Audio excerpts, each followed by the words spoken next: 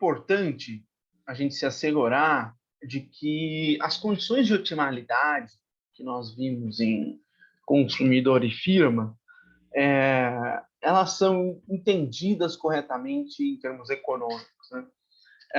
Existe um certo tipo de vício entre alguns alunos de economia, que é o de decorar algumas coisas, assim, do tipo, deriva igual a zero, ou comportamento do consumidor, TMS igual a razão de preço, e pronto.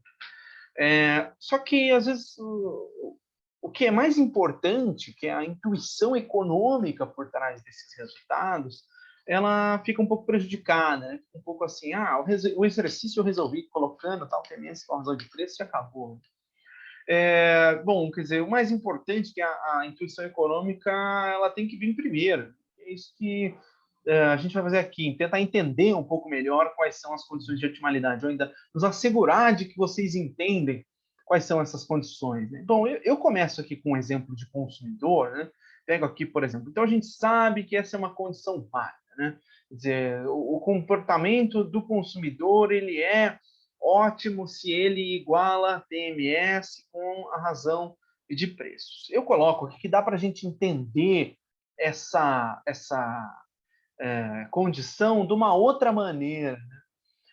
Se eu multiplicar isso aqui e entender essa condição como sendo a razão entre benefício marginal e custo marginal de cada um dos bens, eu tenho uma interpretação interessante, que é a seguinte, olha, nesse ponto ótimo, o que eu tenho é que a razão entre o benefício marginal e o custo marginal de uma aquisição do bem X deve ser igual ao benefício marginal dividido pelo custo marginal. Custo, eu estou sendo, né, quer dizer, o quanto o indivíduo tem que abrir mão para conseguir uma unidade adicional de X e de Y. Né? Então, a razão entre benefício marginal e custo marginal desses dois bens tem que ser igual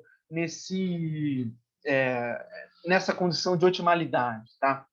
É interessante a gente pensar em situações de desequilíbrio, né? Quer dizer, a gente tem aqui, bom, isso aqui é igual a isso, né? Ou na firma, né? Taxa marginal de substituição técnica é igual à razão do preço dos fatores. Bom, é verdade, né? Mas a questão acho que na vida real, no mundo real, os problemas interessantes, eles se dão justamente nos pontos em que essa igualdade não é satisfeita. Enfim, deixa eu tirar esse X aqui, mas é só para vocês entenderem que é interessante a gente explorar, a gente entende melhor o comportamento dos agentes que está sendo pressuposto aqui nos modelos, quando a gente pensa em situações em que as condições de otimalidade não são atendidas. Né? Que é justamente quando não é atendida a condição de otimalidade que o indivíduo está agindo em termos econômicos. Uma vez atingido o equilíbrio, não tem mais problema para ser resolvido. Enfim, então eu pego aqui para vocês uma questão interessante, que é assim, olha, pensem o seguinte, né? Deixa eu pegar Pensa o seguinte, se eu estou com a TMS, por exemplo, maior do que a razão de preços, digamos, nesse ponto, tá? Eu poderia fazer para vocês a seguinte pergunta.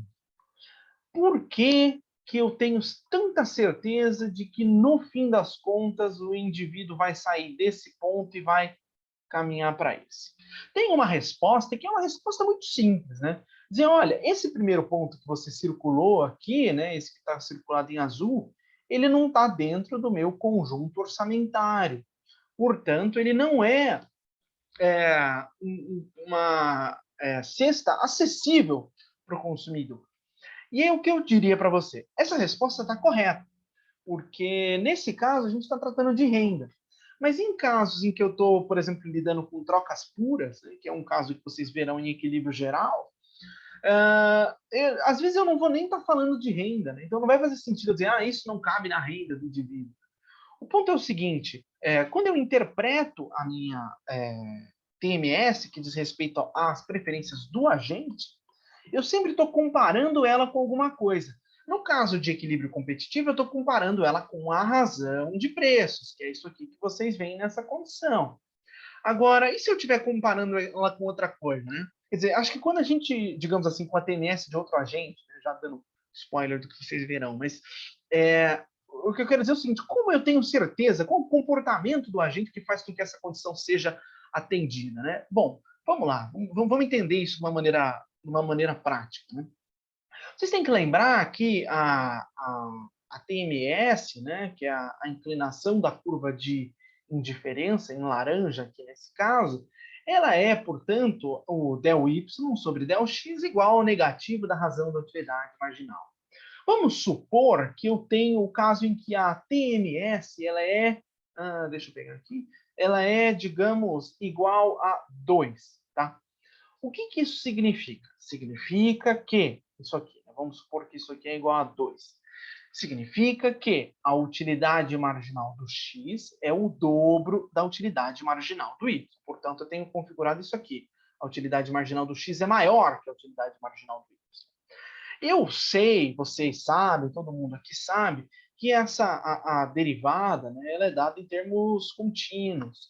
Mas vamos tomar uma licença poética aqui e pensar isso em termos discretos, ou seja, vou isolar esse del y, isso aqui vai ser igual ao negativo de 2 vezes del x. E vamos pensar em termos de unidades, né?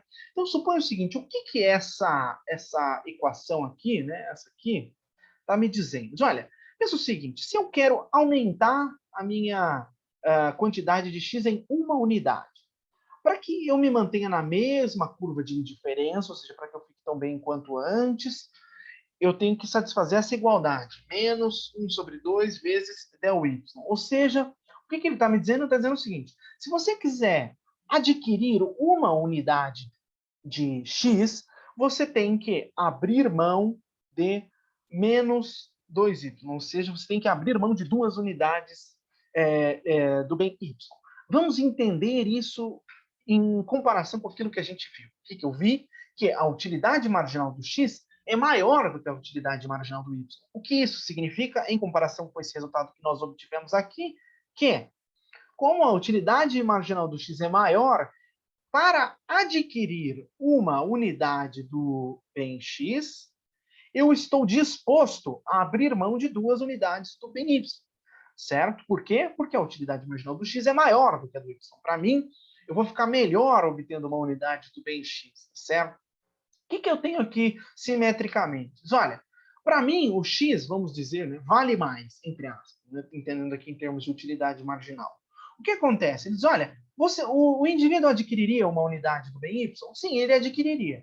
Mas ele abre mão só de meia unidade de x, tá certo? Dada essa preferência dele, tá? Dado esse ponto da curva de indiferença em que ele está.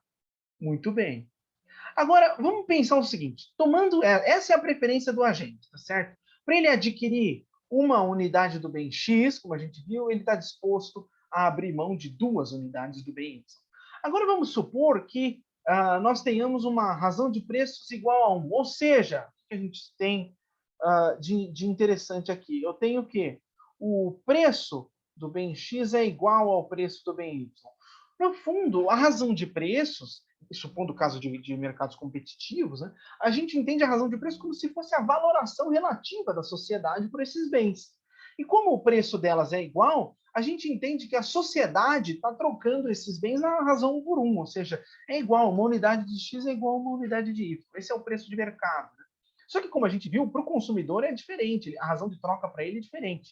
Nesse caso, o que a gente tem? Olha, a TMS é 2 e a razão de preços é 1, ou seja, a gente está num ponto como esse aqui, e a razão de preços ela é diferente, ela é dada pela inclinação dessa curva azul.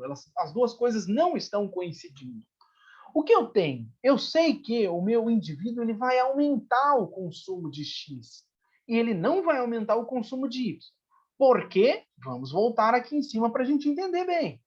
Porque enquanto para adquirir uma unidade do bem X, ele está disposto a abrir mão de 2 unidades do bem Y, o mercado está dizendo o seguinte, não. Se você quiser adquirir uma unidade do bem X, você só precisa abrir mão de uma unidade do bem Y, porque como a gente viu, a razão dos preços é 1. Portanto, esses bens estão sendo trocados na razão 1 por 1, tá certo? Então, ele vai consumir mais do X, porque a sociedade está exigindo menos do que ele está disposto a pagar. Em relação ao Y, o que acontece? O indivíduo, como a gente vê aqui do lado, ele está, para comprar uma unidade do bem Y, ele está disposto a abrir mão de só meia unidade de X. Só que a sociedade, os mercados estão dizendo, não, a razão de troca é de 1 para 1. Então, ele não vai adquirir unidades do bem Y. Por quê? Porque a sociedade, o mercado, o preço de mercado é maior do que aquilo que ele está disposto a pagar. Ele só está disposto a dar meia unidade de X para adquirir uma de Y. Tá certo? Então, a gente tem disso que ele vai elevar o seu consumo de X. Uma outra forma de entender isso, certo? É em termos daquela relação entre benefício marginal e custo marginal. Ou seja, a gente tem que a razão entre o benefício e o custo do X é mais elevada. Né? Ou seja, isso aqui, né, é maior do que isso aqui. A utilidade marginal do X ponderada pelo seu preço é maior do que a utilidade marginal do Y ponderada pelo seu preço. Isso, evidentemente, vai fazer com que o indivíduo eleve o seu consumo de X, tá certo? Ou seja, só que o que acontece, né? Quando ele vai comprar mais X, vocês lembram que a utilidade marginal ela é decrescente. Né? Então, portanto, quando ele vai elevando a sua quantidade de X consumido, isso aqui vai caindo, a utilidade marginal do X vai caindo. Ao mesmo tempo, ele está abrindo mão de unidades de Y, ele está ficando com menos Y, tá? Então, isso nos diz o seguinte, que no fim das contas a gente vai ter que a utilidade marginal do Y vai subindo, até que essa desigualdade se transforma em uma igualdade. E aí sim nós temos satisfeito. Do ponto de vista gráfico, o que a gente tem, né? Deixa eu mostrar para vocês. Quer dizer, suponha que esse seja o tal ponto em que ele estava com a TMS igual a 2. Notem vocês que ele estava com muito Y e pouco de X. Por isso que a utilidade marginal do X era maior. Ele tinha pouco X e muito Y. Ele vai caminhando nessa direção até o ponto em que a coisa iguala a razão de preços, então ele vai abrindo mão, ou seja, aqui ele aumenta aqui ele aumenta o consumo do X e diminui o consumo de Y, tá? Aqui ele diminuiu e aqui ele aumentou, tá? Até, portanto, o ponto em que as utilidades marginais, a razão das utilidades marginais é igual à razão de preços. Notem que aqui ele não tem, né, aqui nesse ponto em que a gente tem essa condição, ele não tem motivo para mudar o seu comportamento, a tornar o seu consumo mais intensivo em X ou mais em Y, porque a razão dos benefícios marginais ponderados pelos preços dos produtos é igual. Então, para ele, essa cesta está boa. Ele não tem motivo para consumir mais X ou mais Y, porque a razão entre o benefício marginal e o custo marginal está igual. E, portanto, nós temos que fica justificado essa condição de otimalidade. Tá? Muito bem. Vamos ver o caso da firma, né, que é muito parecido, né, para não falarem que eu só falo de consumidor. Suponha, portanto, que a gente tem aqui esse caso que vocês conhecem bem. Né? Então, eu tenho aqui, dado por essa linha azul, uma isocusto, ou seja, todos esses pontos da isocusto têm o mesmo custo, né? O nome da firma. E aqui em laranja a gente tem a isoquanta, né? Ou seja, todas as combinações de X e Y aqui, elas custam a mesma coisa. E a gente sabe que a condição de otimalidade é dada por esse ponto vermelho, onde a inclinação da isoquanta, que é a taxa marginal de substituição técnica, iguala a inclinação da isocusto, que é a razão dos preços dos fatores. Tá? Então, veja, o que a gente tem aqui no fim das contas, né? Mesma história, tem um delta K, delta L vai ser igual à taxa marginal de substituição técnica, que é igual ao produto marginal do trabalho dividido pelo produto marginal do capital. Vamos supor um caso que é diferente daquele que a gente supôs no caso do consumidor, ou seja, suponha o caso em que eu tenha uma taxa marginal de substituição técnica igual a meio, portanto menor do que a razão de preços dos fatores, que a gente vai supor aqui que é igual a 1. Ou seja, a taxa de troca entre eles é de 1 para 1. Nesse caso, de uma forma muito semelhante, o que a gente tem? Dado que a minha taxa marginal de substituição técnica é igual a meio, o que eu tenho? Isso aqui, né? Vamos supor que isso aqui é igual a 1 sobre 2. O que eu tenho nesse caso é o seguinte, olha, o produto marginal do capital é o dobro do produto marginal do trabalho.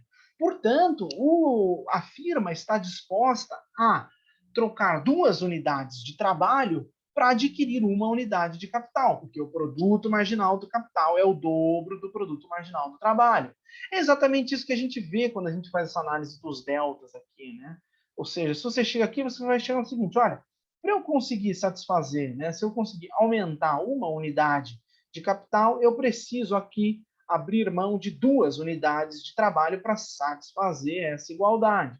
Da mesma forma, com o trabalho, como o produto marginal do trabalho é menor, se eu quiser adquirir uma unidade adicional de trabalho, eu vou ter que abrir mão,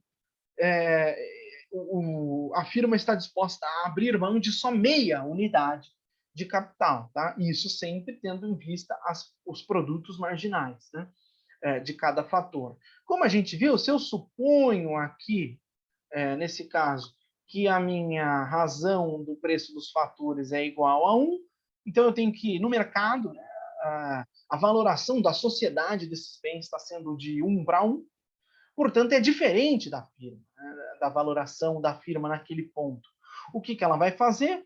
Dado que a firma, para adquirir uma unidade de capital, ela está disposta a abrir mão de 2 unidades de trabalho, só que a sociedade, né, o mercado, só está pedindo uma unidade, ela vai se tornar mais intensiva em capital. Igualmente, a firma ela está disposta a pagar por uma unidade de trabalho só meia unidade de capital, só que a sociedade está exigindo mais, ela está pedindo uma unidade de capital. Portanto, ela não vai abrir mão de capital, ela vai fazer o contrário, ela vai abrir mão de trabalho para adquirir mais capital. Então, nós temos que, nesse caso, tá certo, em que nós temos uma situação de TMS menor do que a razão dos preços dos fatores, tá? É uma situação em que o produto marginal do capital ponderado, aqui deixa eu trocar de cor para vocês visualizarem, o produto marginal do capital ponderado pelo seu custo, ele é maior do que o produto marginal do trabalho ponderado pelo seu custo. Dessa forma, o que eu tenho? Que ele vai se tornar mais intensivo em capital. Só que como ele vai se tornar mais intensivo em capital, eu tenho que o produto marginal do capital vai diminuir, certo? Enquanto que, como eu vou tornar menos intensivo em trabalho, o produto marginal do trabalho vai aumentar. Isso vai acontecendo até o ponto em que eu tenha satisfeito essa condição aqui. Entre o produto marginal e o custo marginal e o preço dos fatores, a razão entre eles tem que ser igual. E aí sim nós temos satisfeita a nossa condição de que a TMST é igual ao preço dos fatores. Para vocês visualizarem isso graficamente, nós tínhamos, portanto, se eu estava partindo num ponto em que a minha TMS era menor do que a razão de preços, eu tinha muito trabalho e pouco capital nesse ponto, né? Por isso que o produto marginal do capital é relativamente maior do que o produto marginal do trabalho. Então, ele vai nessa direção, aumentando a quantidade de capital e diminuindo a quantidade de trabalho, até o ponto em que a forma, a razão dos produtos marginais seja igual à razão de preço, ou seja, a valoração da firma seja igual à valoração que os mercados dão via sistema de preços, tá? E aí, nesse ponto, a firma não tem mais incentivos a mudar o seu comportamento. Portanto, ficam aqui justificados, do ponto de vista comportamental, como que a gente tem garantida aí, essas duas condições, certo? De otimalidade do consumidor e de otimalidade da firma.